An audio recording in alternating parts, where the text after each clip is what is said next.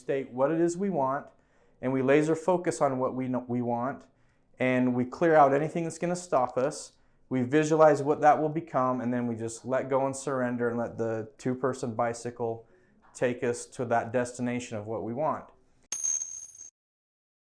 Hey everybody, this is Coach Jedi. Just had a minute here. We've been working a little bit today with some students around how your powerful mind works. So you've got all of these different onion layers of you, and that includes different onion layers in your mind. And so what I wanted to do was really break down my understanding anyway of how the subconscious mind works and your conscious mind works, and all of those intricate mechanisms of what makes you move and shift the needle in your life from A to B, right? And move yourself through life.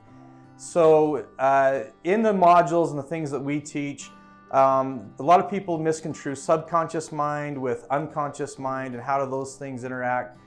Just so you know, on the breakdown on that, unconscious mind is usually something that a lot of experts like doctors and scientists, they prefer the term unconscious mind.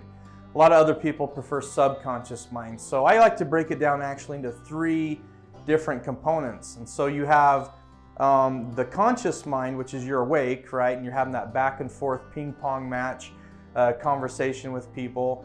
You say something, then I say something. And so your conscious mind is pulling data and facts from the filing cabinet based off of our experiences and our stories in our life and those kind of things. Then you have what happens when you're unconscious, when you're sleeping at night and you're wanting to get into that nice REM sleep, that deep sleep, so your body can recalibrate and readjust, and you're supposed to be actually paralyzed. There's a part of your brain that shuts off everything so you don't act out your dreams. But we know some people still talk in their sleep and walk in their sleep. I was notorious for that as a kid. Come home with mud up to my calves, right? And I didn't know where I'd been all night. There's the subconscious mind that's always running, and it's running its programs and scripts either while you're awake or asleep.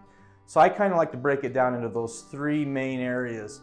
So what does that look like, and how do we use these things? Well, the subconscious mind basically is the seat of all of our emotions.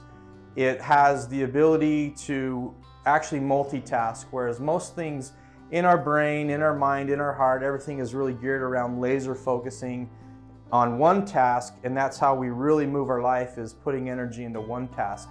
However, the subconscious mind can multitask. It runs your organs. You know, can you imagine having to okay, heart, pump blood, lungs, I want you to breathe air in and out. I want livers to take care of toxin, and pancreas, make insulin, digestive tract. Even trying to remember all those things from biology class, trying to consciously say what they do is exhausting, right? So it just takes care of all of that. Now, the other thing with the subconscious mind is it is in the present moment. So it's here right now. Even as you're listening to this video, whenever this is in a future present moment that you're going to see this video, you're going to be in the present moment with your subconscious mind, and everything that you're receiving from me, your subconscious mind is going to accept that, except for your filters, which your filters are in the conscious mind. And so the conscious mind spends a lot of time in the past and in the future pulling out the data and the information, and you use your filters to either accept or reject whatever it is that you're experiencing in your paradigm shift. So the subconscious mind and the conscious mind can actually it can actually be kind of like a conflicting type feeling if you don't know how to get them into alignment and make them work together the same way. So for example, I may have a program running clear back from my childhood where I feel like I can't do this, or I'm not good enough, or I don't have the skills or the time or the know-how.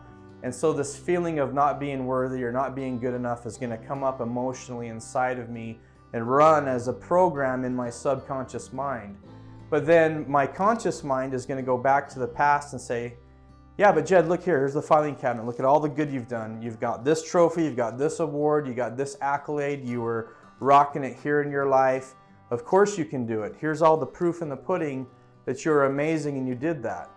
And so then I'm like, oh yeah, I did do good there. But then the subconscious mind is still running this program, but then why do I still feel like I'm not good enough? And so it's just, we've created a rut system, like when these You drive down a dirt road and it's muddy, you create ruts in it. And even when it dries out, the ruts are still there, and it's just easy for your car to get stuck in the rut, and you have to drive down these ruts until you can find a place to get out. And that's what happens with these limiting beliefs and these unsupportive thoughts and things like that. So the conscious mind has the filters, and the subconscious mind doesn't. The subconscious mind lives in the present moment. Even think about when you have dreams at night. Your dreams are usually, no matter how weird and wacky they are, it's happening right then, right? So you're always in the present moment. But then the conscious mind lives in the past or the future. So the thing about all of this is the subconscious mind is huge, is extensive. It's basically the difference between a big giant blue whale in the ocean, and then the conscious mind's like a little tiny ant, like a little sugar ant. Who's going to win in that match? There's a power struggle there, right?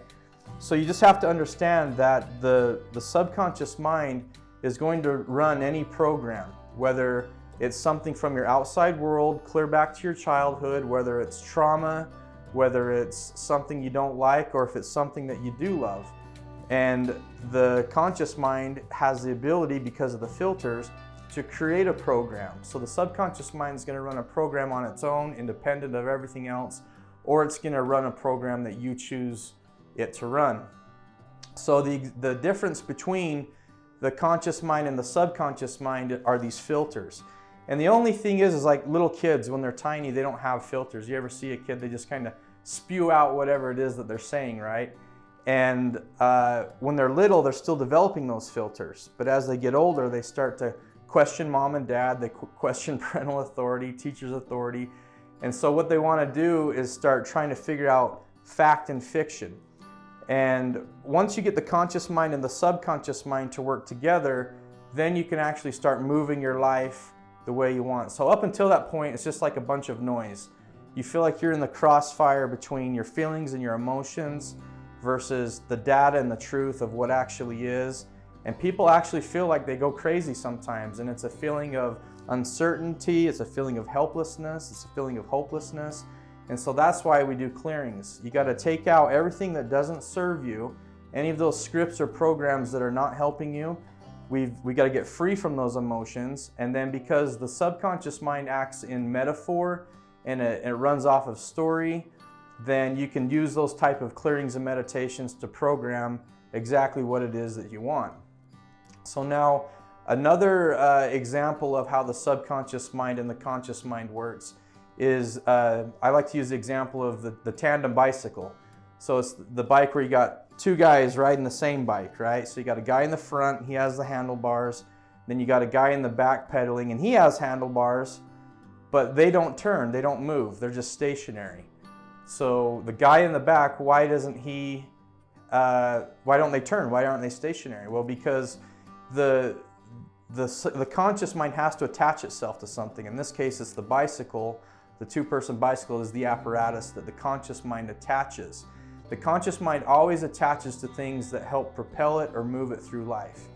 So the guy in this metaphor, the guy in the front is the subconscious mind. The guy in the back is the conscious mind. So we call the subconscious mind the divine. He's attached to God and the universe and all of the great things that he can see, and he can steer the bike. And the guy in the back, the ego, is the conscious mind. Well, what is ego? Ego likes to take charge. Ego likes to think it's the boss, right? And so it takes everything that it absorbs, all the data, all the information, and it tries to run the show. So in this story, the guy in the back, the ego, the conscious mind, is saying, hey, in 10 feet, I want you to turn left. Okay? He's trying to just micromanage. The subconscious, the guy in the front, he's saying, hey, you can't go left. There's a ditch right there. So all the warning flags, and we have that, right, with our intuition and our inspiration, we get red flags, warning flags. But if we're egotistical, or if we're in a low state where we're thinking we're trying to push the objective or trying to force the issue through our ego, the guy in the back will say, hey, I'm in charge. When I say turn left, you turn left. Well, the subconscious mind and the universe, they always just accept everything and says, okay, we're turning left.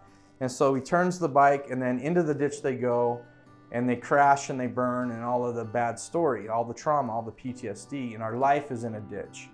And so then we think, man, life is not fair. But this stuff always happens, and we get more of the ditch. Okay, just like I've talked about in another video, you get 100% of whatever it is that you focus on. So how can we align these two and make them work? Well, obviously, the guy in the back, if the ego wants to be in charge, let's let the ego be in charge. And he says, look, all I want is Rocky Road ice cream from Baskin Robbins. That's my favorite. That's my drug of choice, right? So Rocky Road ice cream, that's all I want. That's what I'm all about right now in this present moment. The subconscious mind, the guy in the front, he goes, oh, I see the ice cream parlor from here. You just pedal and I'll steer us there and I'll get us there as quick as we can.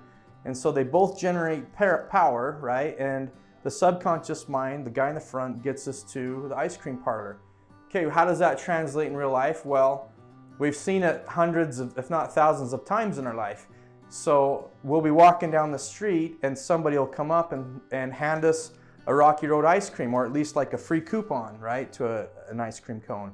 And what do we say? We say, oh, this is so weird. I was just saying, or I was just thinking I would love an ice cream cone. And then boom, I'm a powerful manifester. I manifested a free one. And so this is what we should have been doing again in the first place. We state what it is we want, and we laser focus on what we want, and we clear out anything that's going to stop us. We visualize what that will become, and then we just let go and surrender and let the two-person bicycle take us to that destination of what we want. If you get in the habit of stating what you want based off of what your thoughts are and making sure that what it is you want is good, sacred text calls it expedient, it's going to help you out, it's going to benefit you, and especially if it's going to bless the lives of other people, then you will always be a powerful manifester in making those things happen and getting your conscious mind to line up with your subconscious. So there's all these different layer cakes also that's not just in mind work. We're talking about body, mind, and soul, right? So I work on mindset stuff as a coach, but we're also working on body. We're trying to get fit. We're trying to feel better. We're trying to have more mobility and flexibility and all of that good stuff, especially in today's climate. But if you do only body work and only then mind work, but you leave out the soul part, you're still missing a lot of what is available for you so that you can continue to move that needle in your life from A to B, okay? So you have your body, which has a brain, and you have inside your body, you have your spirit, you have your mind, you have you as an intelligence, you're self-aware, you have your intuitions, which is like your spirit's brain, and that's a Bluetooth to God and to the universe. So you have all of these different onion layers of you that are kind of like a board meeting, right? So you've got you as your body and you as your brain, you've got you as your spirit, you got you as your intuition, so you got your heart and your soul, and then you have you as your intelligence or your self-aware, and you all need to sit around a boardroom here and to have a discussion about the business of you, which is your life and moving your life to where you want to be. And so if you get all of those onion layers of you into agreement, then at that point you can make educated decisions based off of what's going to serve you, what works, and what's going to help you move your life to that next level. And everything is geared around laser focusing and just making sure that you're doing the things in life that are going to help you there, that are going to serve you, that are going to raise your vibration and put you into a positive light. So things like deep breathing exercises, meditation, vision boards. A lot of people do vision boards. I take a picture of mine and put it on my phone so that when my phone goes to sleep and I touch it, my vision board is right there on the front of my phone. Affirmation work, SMART goals, gratitude journaling at night before you go to bed. All of these are specific tools and habits that you can put into your life to completely flood your subconscious mind, which always says yes, to program it the way that you want, and use your conscious mind with your filters to do exactly what you're choosing that program to run for your subconscious mind is with the universe, which is God's delivery system, and you become a fabulous, amazing manifester, but also you get to manifest quicker. What this is all doing is, as far as the universe goes, whatever you speak, you cast out like a fishing line into the universe. Or whatever you think, rather, you cast it out. Whatever you speak, you reel it in. So think a good thought and say a good speech, mean what you say and say what you mean, so that you're getting that big fish that you want, not some garbage off the bottom of the lake. You deserve to be happy. You deserve to be successful. You deserve to be loved. You deserve to be respected. You deserve to have a good life. And you can use these tools to hone it in, but it has to be you saying that. You can't have Coach Jedi or anybody else living with you. I'd love to come live with every single one of you and be your personal cheerleader, say, rah, rah, rah, come on, you got this, go do this. But it's gonna take you looking at yourself in the mirror and saying that you deserve to be happy, you deserve to be successful, here's the tools, I'm gonna get into alignment, I'm gonna stay positive, I'm going to get what my intention and my expectation is, and no matter how far I dip or low I go, I'm gonna overcome it. You haven't died yet from one single problem that's come across your path in your life. You're always gonna survive, and when it's time to go, it's time to go. But for now, be positive, be caring, be loving, be amazing, be a miracle worker. You can do this, and this is Coach Jed signing out. Thank you.